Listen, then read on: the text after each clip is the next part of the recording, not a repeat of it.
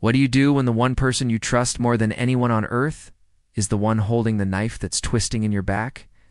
I saw the screen of her phone light up the dark bedroom at 2:17 a.m., a single glowing rectangle burning a hole in our shared life. It wasn't a work email. It wasn't a late-night text from a friend. It was a message from her sister, a message I was never meant to see, and it contained only 8 words. 8 words that would detonate everything I thought was real. Her sister sent me a message that said, "You deserve to know the truth. If you genuinely enjoy our stories, please subscribe to the channel. Tell us where you're from and what time it is right now. It's always fascinating to know how far our story flows." For 10 years, my world had been Claire. We built a life in a brownstone in Chicago's Lincoln Park, the kind of life you see in magazines. I was a partner at an architecture firm downtown. She was a rising star in PR. Our life was a carefully curated collection of dinner parties, gallery openings, and weekend trips to Lake Geneva. I thought we were happy, thought we were a team. But that night I learned our team had a traitor. The message wasn't for me, of course. It was a screenshot, sent to Claire from her own sister, Sarah. The screenshot was of a text conversation between Sarah and some unknown number. The message from the unknown number was sickeningly simple. "Is she with you? She's not answering. Tell her I miss her." Sarah's reply was cold.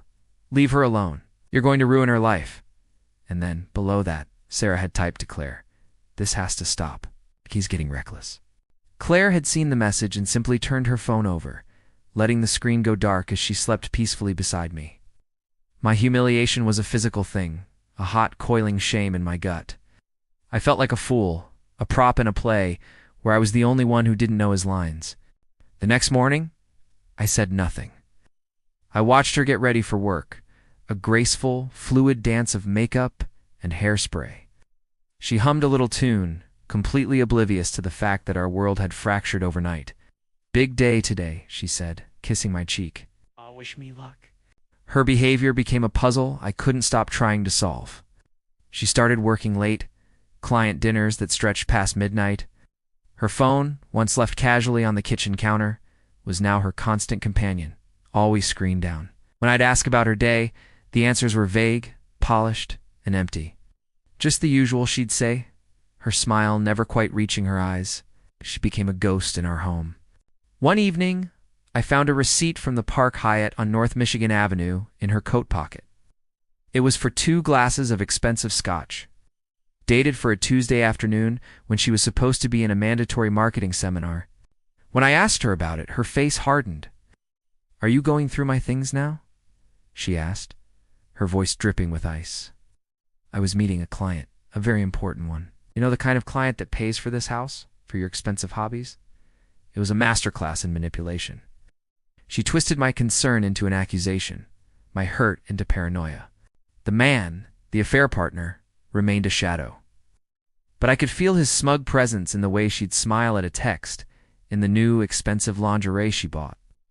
They felt untouchable, wrapped in the arrogance of their secret. I felt myself breaking. The man I used to be, confident, steady, loyal, was eroding. I'd sit in my car in the parking garage on Westlake Street, unable to drive home, just replaying her lies in my head. The emotional breakdown came on a rainy Thursday. I followed her. She said she was going to a yoga class. Instead, I watched her walk into a small, expensive Italian restaurant in the Gold Coast.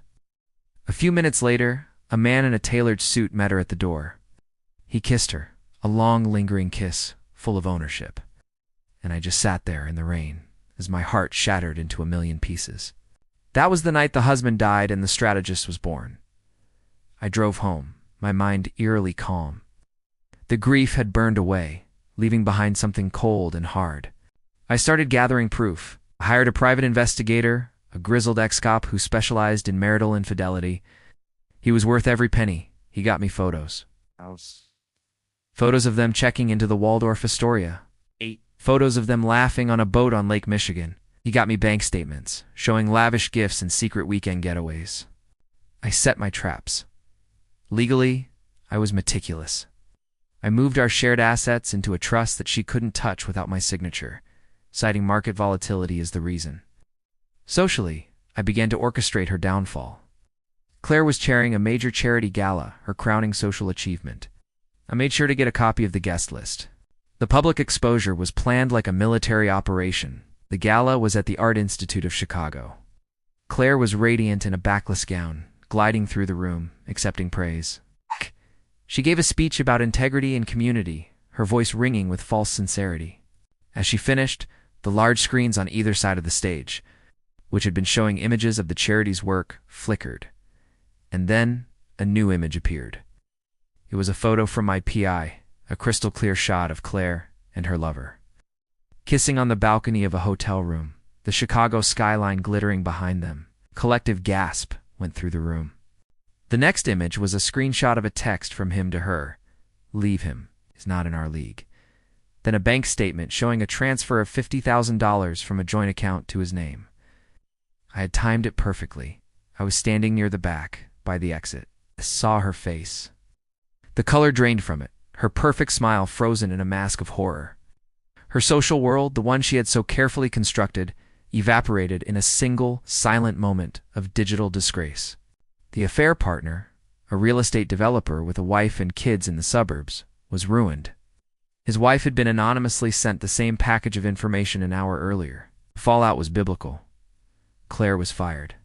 Her friends, the ones who had admired her, now looked at her with contempt. She was a pariah. She came home that night to find her bags packed and waiting by the door, along with the divorce papers.